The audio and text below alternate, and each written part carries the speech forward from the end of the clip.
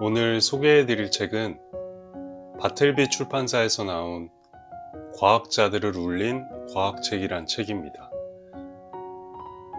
책의 표지는 이렇게 생겼고, 이 책은 구성이 참 특이한데요.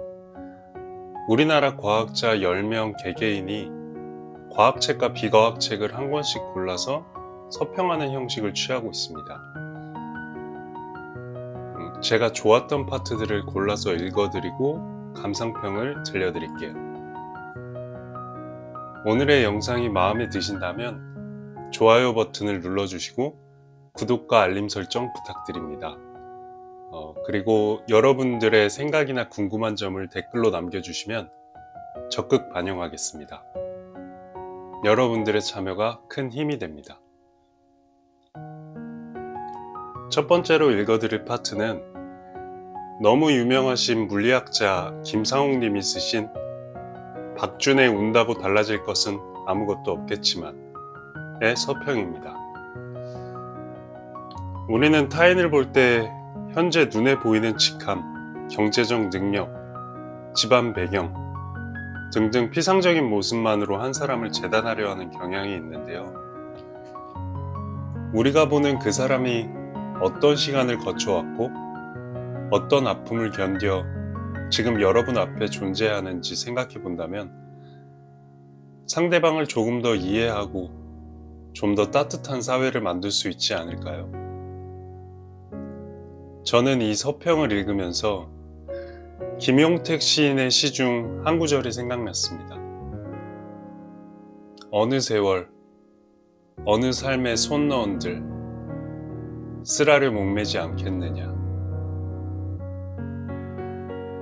그럼 김상욱님의 시간으로 들어가 보겠습니다. 결국 과학자인 내가 시인의 산문집에 대한 서평을 쓰게 되었다.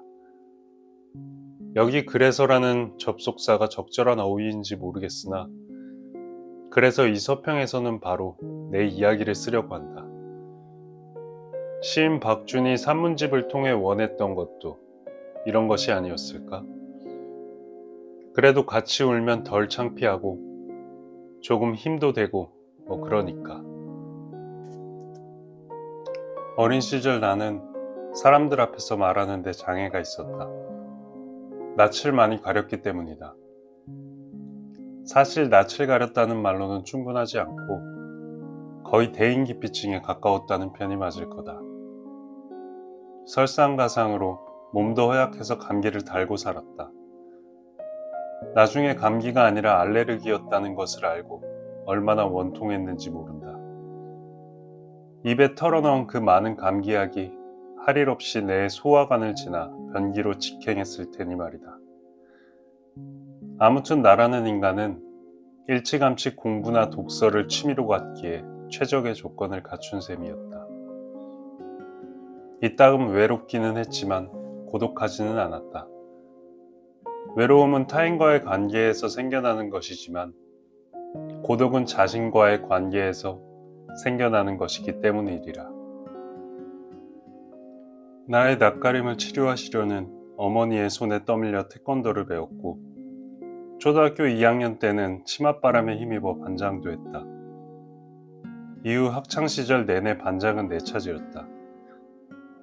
덕분에 나는 대인기피증도 조금씩 치유가 되었지만 이제는 말을 더듬기 시작했다. 하고 싶지 않은 말을 억지로 밀어내서 그런 것일까? 아니면 말이 생각을 미처 따라가지 못해서 그런 걸까? 나는 항상 긴장되어 있었고 주위의 눈치를 보았다.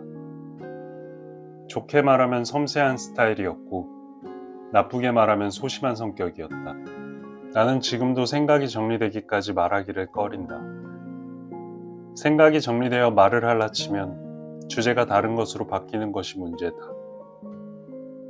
남들은 내가 과묵한 줄 안다. 우리 시절의 연애는 주로 카페나 영화관에서 이루어졌다. 아닐 수도 있다. 나만 그런 건지도 모른다. 아이디어도 없었거니와 마땅히 갈 데도 없었다. 고등학교까지 공부만 하다 보니 이성에 대한 경험이나 지식이 전무했기 때문이리라. 그냥 이성을 쳐다보는 것만으로도 좋았다고 할까? 그러니 처음부터 별빛을 같이 볼 만한 여유는 없었던 것 같다. 하지만 우주는 연인들의 오랜 친구다. 결국 대학 3학년이 되자 이성과 함께 낙조를 볼 기회가 생겼다. 태양이 지는 게 아니라 지구가 자전하는 거라는 쓸데없는 소리를 하지 않을 센스도 갖추었다. 태양빛은 서로의 눈에 들어오기엔 너무 밝았지만 우리가 있는 자리를 밝히기엔 충분하고도 남았다. 배의 난간에 나란히 서 있었던 터라 서로 눈을 볼 수도 없었다. 사람과 사람의 관계가 깨어지는 것은 어느 날 갑자기 일어난 사건보다는 사소한 마음의 결이 어긋난 데에서 시작되는 경우가 더 많다. 그녀와 나도 그랬다. 사랑의 시작과 끝에는 어떤 징후들이 감지되는데 그것은 소설 속 문장처럼 지극히 하찮은 혹은 시시한 데서부터 시작된다. 그렇게 우리는 헤어졌다. 오래 사귄 것도 아니었다. 당시 나의 연애는 오래 지속되지 않았다. 가을에 만나서 봄이 오기 전에 깨지는 패턴이 반복되고 있었다. 그래서인지 울고 싶었는데 눈물도 나오지 않았다. 슬프지 않아서인지 슬플 준비조차 되지 않아서인지 기억나지 않는다.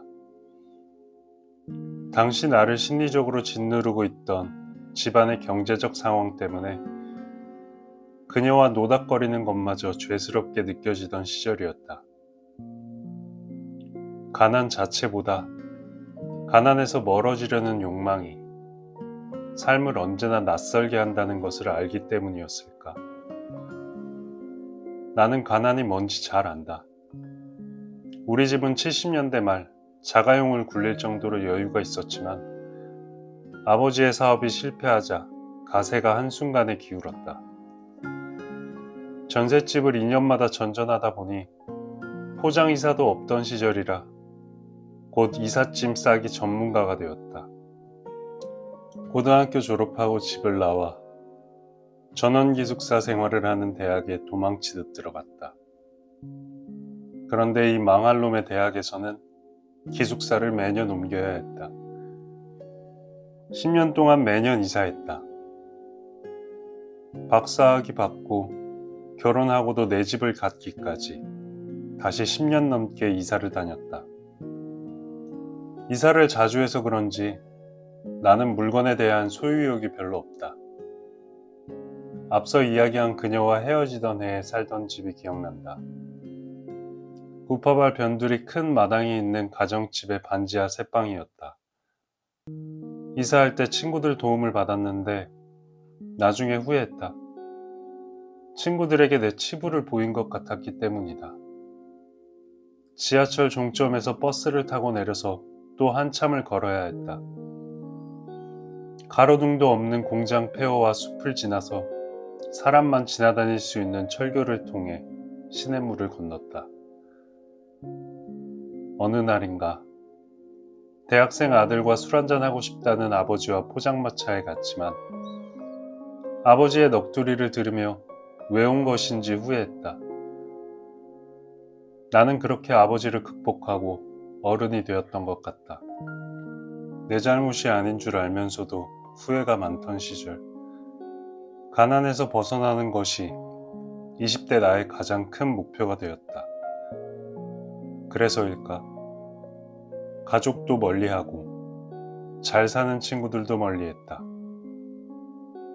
가난 자체보다 가난에서 멀어지려는 욕망이 삶을 언제나 낯설게 했던 시절이다. 원래 삶은 마음처럼 되는 것이 아니겠더라고요. 다만 점점 내 마음에 들어가는 것이겠지요.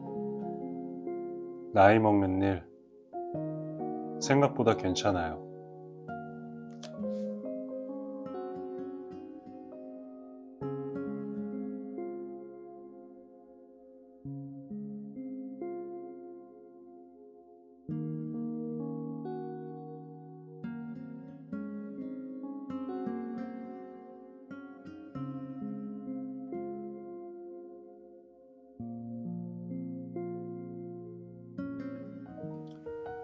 이어서 물리학자 김상욱 님이 추천하신 과학책 인포메이션에 대한 서평을 살펴볼 건데요.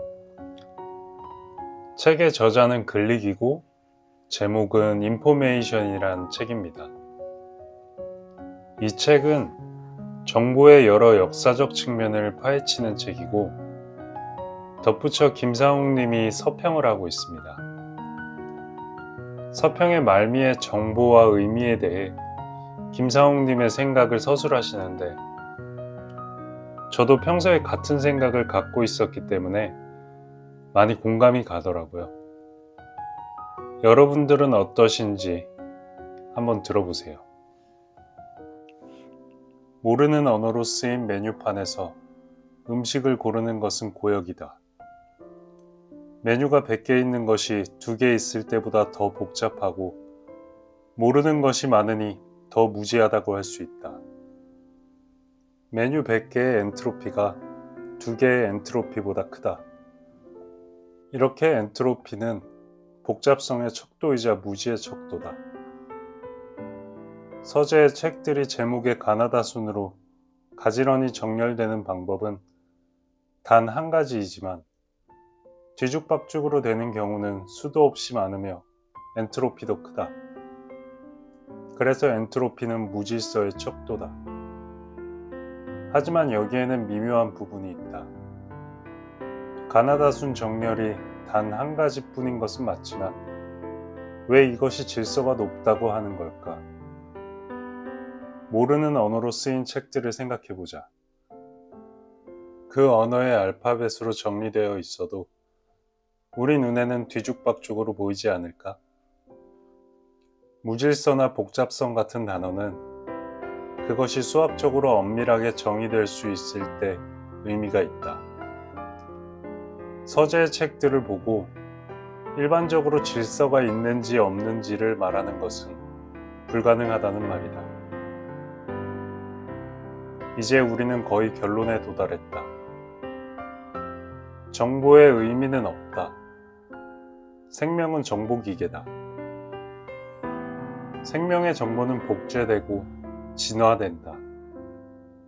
하지만 진화는 방향도 의도도 없는 무작위적인 변화다. 생명의 정보의 의미는 없다. 양자역학은 실제조차 없다고 말해준다. 미래는 확률로만 주어지고 존재와 비존재의 경계마저 흐릿하다. 우리가 사는 세상이 정보에 불과하다면 우주에도 의미는 없다. 보르헤스의 소설에 등장하는 바벨의 도서관은 세상의 모든 책을 소장하고 있다. 0과 1로 된 가능한 모든 문자열을 가지고 있다는 뜻이다. 하지만 이것은 한편으로는 아무것도 가지지 않은 것과 같다. 원숭이가 10분 동안 아무렇게나 키보드를 두드려 만든 그런 책도 이 도서관 어딘가에 있을 것이기 때문이다. 정보란 무엇인가? 정보는 비트의 나열이다. 그것의 의미는 없다. 의미는 인간이 부여한 것에 불과하다. 하지만 세상 모든 것은 정보로 되어 있다. 이 글조차 정보로 되어 있다.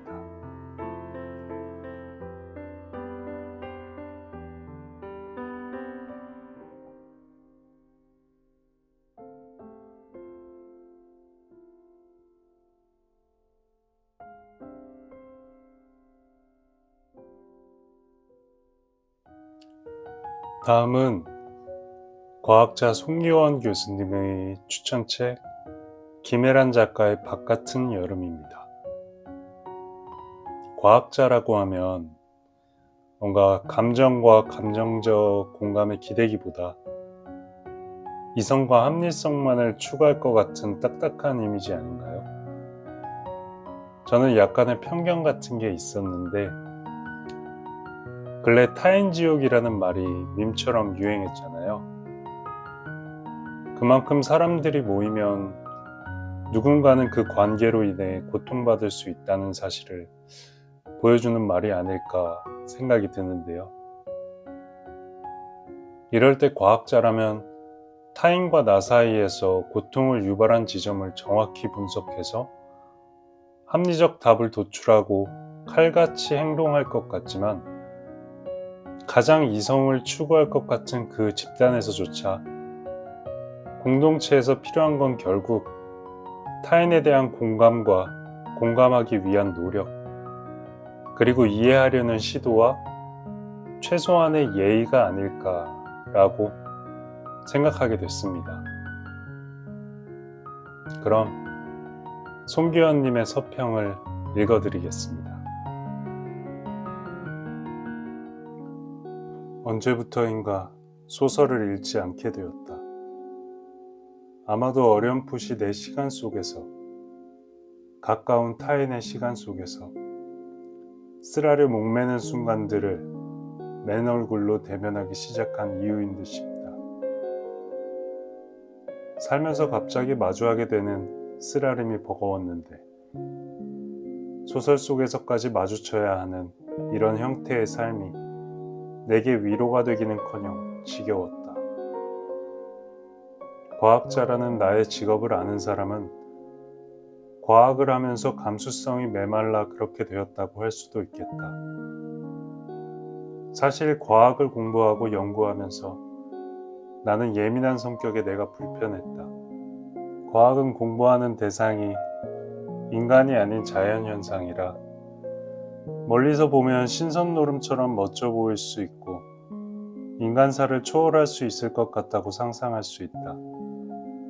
그러나 과학이 던지는 질문은 인간사가 아니지만 그 질문의 답을 찾아가는 길은 복잡한 인간사 속이었다.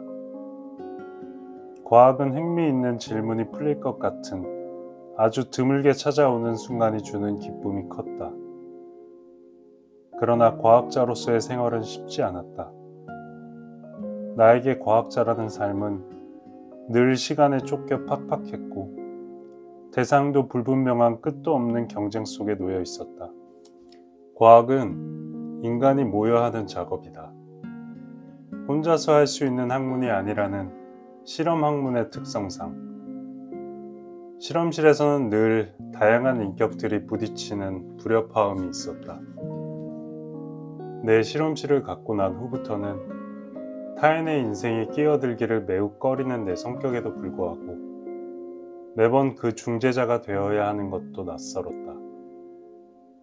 선생이라는 호칭으로 그 중재자의 역할이 미화되기도 하였고 마음을 움직이는 학생을 만나는 기쁨도 있었다.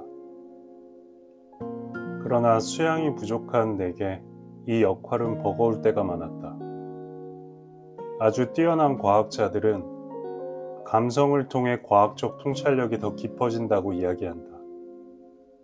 그러나 뛰어나지 않은 그냥 보통 사람으로서 과학을 공부하면서 나는 감성과 친하기 어려웠다. 덜 느끼고 덜 힘들기 위해, 그래서 좀 더 효율적이 되기 위해 늘 내 감성이 좀 더 무뎌지기를 바랬다. 이런 이유로 내 마음속에서 쓰라림을 들추어내는 소설을 일부러 멀리 했는지도 모르겠다. 올 겨울은 나에게 유난히 추웠다. 겨울의 초입, 실험실에서 대학원 학생으로 인한 사고가 있었다. 인간에 대한 기본 예의가 없고 자신의 행동에 대한 반추 능력이 전혀 발달되지 않은 그런 인격은 당황스러웠다. 인간의 선의를 느끼고 이해하는 존재인가에 대한 근본적인 질문에 마주서야 했다. 나 자신의 정체성을 나름 선생으로 생각하며 지난 시간을 지냈던 나는 마음에 큰 상처를 받았다. 앞으로 이 직업에서 나의 정체성을 어떻게 정의하고 다가올 시간을 버텨야 할지 가늠이 되지 않았다. 그때 나의 실험실 상황을 아시는 학과의 선배 교수님이 별 말씀 없이 전해주고 가신 책이 바깥은 여름이었다. 한국말은 오묘하다. 바깥이 여름, 바깥도 여름이 아닌 바깥은 여름이라니. 아는 나처럼 겨울인 사람들의 이야기인 듯 싶었다. 제목이 위안이 되어 읽기 시작했다. 추운 겨울 나는 사람을 만나는 것이 무서워 웅크리고 앉아서 겨울잠을 자는 것처럼 바깥은 여름을 반복해서 읽었다. 이수는 자기 근황도 그런 식으로 돌았을지 모른다고 짐작했다. 걱정을 가장한 흥미의 형태로, 죄책감을 동반한 즐거움의 방식으로 화제에 올랐을 터였다. 누군가의 불륜, 누군가의 이혼, 누군가의 몰락을 얘기할 때 이수도 그런 식의 관심을 비친 적이 있었다. 건너편 중에서.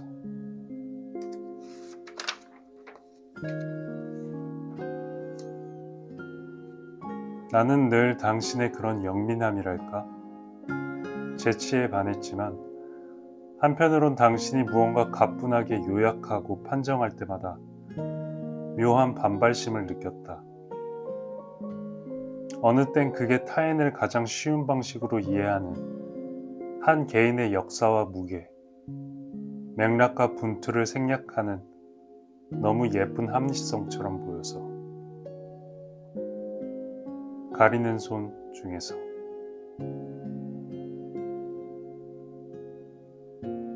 위안이 된 건 아니었다. 이해받는 느낌이 들었다거나 감동한 것도 아니었다. 다만 시리로부터 당시 내 주위 인간들에게선 찾을 수 없던 한 가지 특별한 자질을 발견했는데 그건 다름 아닌 예의였다.